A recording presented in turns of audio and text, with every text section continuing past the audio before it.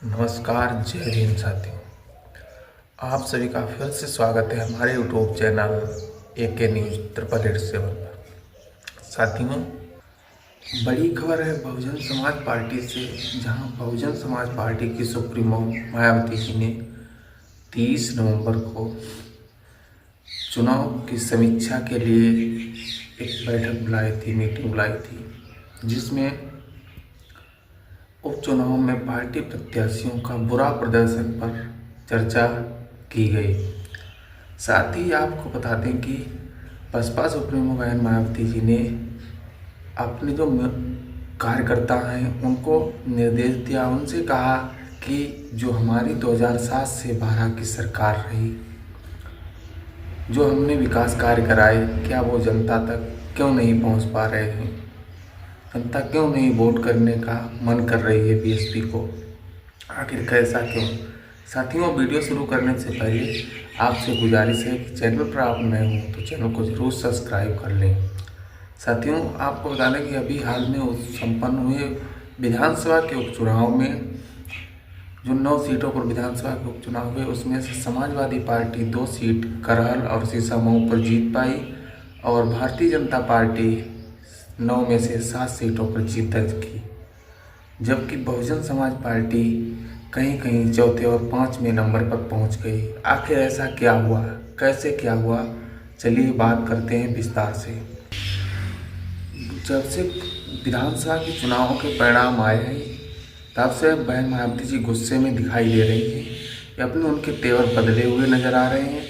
आपको बता दें कि 2024 के लोकसभा चुनाव में पार्टी का बुरा प्रदर्शन रहा, 9% वोट मिले। उसके बाद बहुजन समाज पार्टी ने अकेले ही अपने दम पर उपचुनावों में उतरने का फैसला किया, लेकिन आस से लगाई जा रही थी कि बहुजन समाज पार्टी इन उपचुनावों में कुछ नया करेगी, लेकिन फिलहाल ये कुछ नहीं हुआ। बहुजन समाज पार्टी के लिए निराशाजनक ही परिणाम चुनाव में रहे। इतना ही नहीं, बहुजन समाज पार्टी की कई सीटों पर तो जमानत तक जब्त हो गई। उसी को लेकर के 30 नवंबर को बहन मायावती जी ने लखनऊ में मीटिंग बुलाई थी, जिसमें पार्टी कार्यकर्ताओं, मंडल कोऑर्डिनेटर, तमाम जो प्रदेश की कमेटी थी वो एकत्रित हुए प्रदेश कार्यालय पर।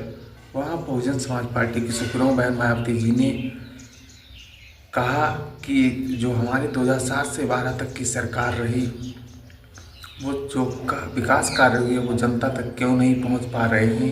क्या अगर जनता तक कार्य नहीं पहुंच पा रहे हैं इसीलिए जनता वोट नहीं कर रही है? ये तमाम अपने जो नेताओं को निर्देश भी बहन जी ने दिए कि 2027 की तैयारी में जुटें और जो विकास कार्य हुए वो जनता तक पहुंचाने का काम करें, जो विकास कार्य कराए गए बहुजन समाज पार्टी की सरकार में।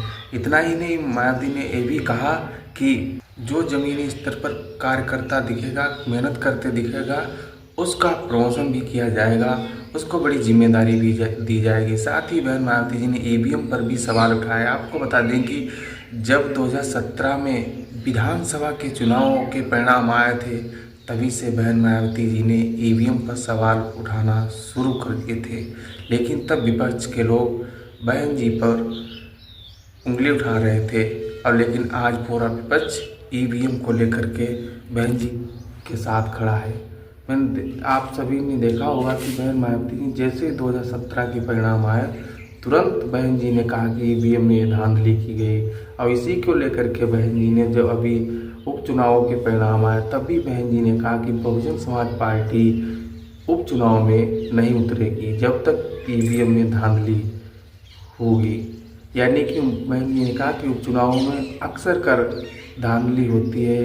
इसको लेकर के आपने बहन जी प्रेस कॉन्फ्रेंस सुनी होगी जो बहन जी ने कहा है।